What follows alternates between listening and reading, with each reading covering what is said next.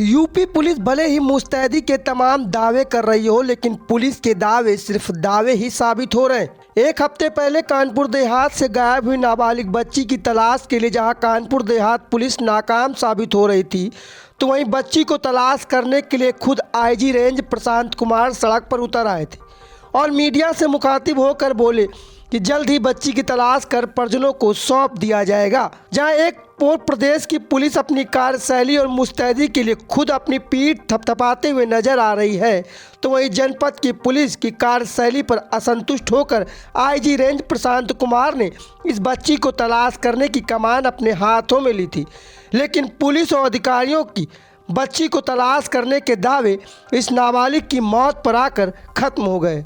ये वह तस्वीर है जिसमें एक बेबस परिवार अपनी 8 वर्ष की मासूम बच्ची को तलाश करने के लिए दर दर भटक रहा था और जनपद की पुलिस इस बच्ची को तलाश करने में नाकाम साबित हो रही थी, जिसके बाद पीड़ितों ने आईजी रेंज प्रशांत कुमार से बच्ची को तलाश करने की गुहार लगाई थी और परिजनों की गुहार पर खुद आईजी रेंज प्रशांत कुमार कानपुर देहात भोगनीपुर थाना क्षेत्र के दौलतपुर गाँव पहुँचे थे।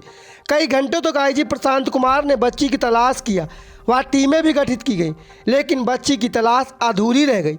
एक हफ्ते पहले गायब हुई बच्ची की तलाश भले ही कानपुर देहात की पुलिस न कर पाई हो, लेकिन 26 दिसंबर को पुलिस की तलाश खत्म हो गई और ख़त्म हो गई वह मासूम बच्ची की ज़िंदगी भी, जिसे जिंदा परिजनों को सौंपने का कानपुर देहात पुलिस दावा कर रही थी।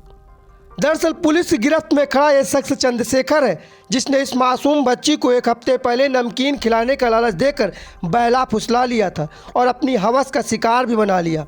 पुलिस की माने तो चंद्रशेखर ने घटना को अंजाम देने के बाद घटना का खुलासा न हो जाए, इस डर से मासूम बच्ची को मौत के घाट उतार दिया और कानपुर देहात से होकर गुजरने वाली यमुना नदी में फेंक दिया। तमाम तलाश हुई, लेकिन पुलिस और परिजनों के हाथ खाली थे। तब जाकर जालौन पुलिस ने यमुना नदी में 100 बहने की सूचना जनपद की पुलिस को दी और मौके पर कानपुर देहात पुलिस और बच्ची के परिजन पहुंच गए, जहां परिजनों ने नाबालिग बच्ची की पहचान की और इस बात को स्वीकार कर लिया कि यह बच्ची उन्हीं की है।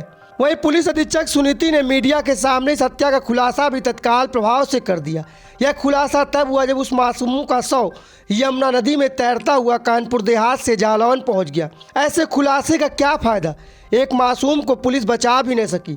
पुलिस अधीक्षक की माने तो चंद्रशेखर नाम के इस शख्स ने गांव के ही एक सुनसान इलाके में इस बच्ची के साथ दरिंदगी की पराकाष्ठा को पार कर दिया और अपनी इस घिनौनी वारदात को छुपाने के लिए इस मासूम को मौत के घाट उतारकर यमुना नदी में फेंक दिया। पुलिस की माने तो पुलिस ने इस बच्ची को ढूंढने के लिए डॉग स्क्वाड के साथ साथ कई टीमें गठित की थी।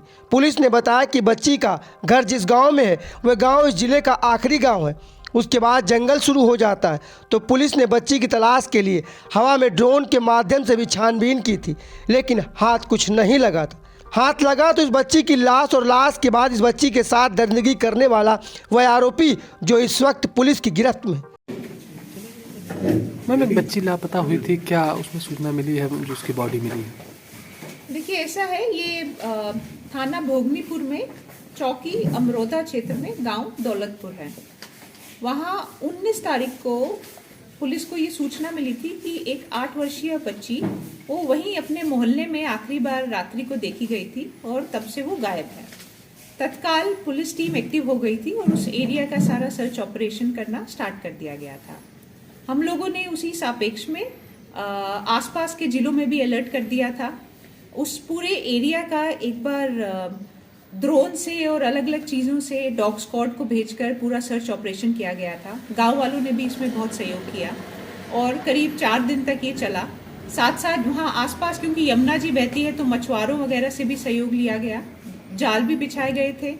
उसी सापेक्ष में 24 तारीख को एक डेड बॉडी की सूचना कालपी जालौन की तरफ आने की हमको प्राप्त हुई, तो हमारे यहाँ से टीम उधर गई थी, परिजन को लेकर गई थी जिन्होंने बॉडी को आइडेंटिफाई किया। इसी सापेक्ष में आज घटना का हम लोग खुलासा कर रहे हैं। जो अभी तक का घटनाक्रम प्रकाश में आया है उसमें वहीं का रहने वाला एक अभियुक्त जिसका नाम है चंद्रशेखर, जो वहीं उनके पड़ोस में रहता है, उसने ये घटना कारित करना स्वीकारा है। जो घटना इस प्रकार हुई है कि रात्रि 8 बजे के आसपास जब वो बच्ची अपनी गली के बाहर गुजर रही थी तो उसको नमकीन वगैरह दिलाने के बहाने से ये व्यक्ति ले गया। ये ट्यूबवेल के आसपास काम करता है तो वहीं ले जाकर इसने उसके साथ दुष्कर्म किया और अपना आइडेंटिफिकेशन रिवील ना हो इसलिए उसको मारकर वहाँ यमुना जी में फेंक दिया था। कोई रिश्ता बच्ची से इससे कोई रिलेशनशिप भी है क्या कोई? बच्ची इसको जानती थी इसीलिए, क्योंकि पड़ोस में ही रहते थे और बच्ची इसको जानती थी इसलिए जाते वक्त भी बच्ची ने कोई प्रतिक्रिया नहीं की। Video desk amarujala.com। डाउनलोड करें अमर उजाला ऐप और पाएं खबरें लगातार। अगर आप ये वीडियो YouTube पर देख रहे हैं तो हमारे चैनल को सब्सक्राइब करें और बेल आइकन को दबाना ना भूलें। अगर आप Facebook पर ये वीडियो देख रहे हैं तो हमारे पेज को लाइक करें।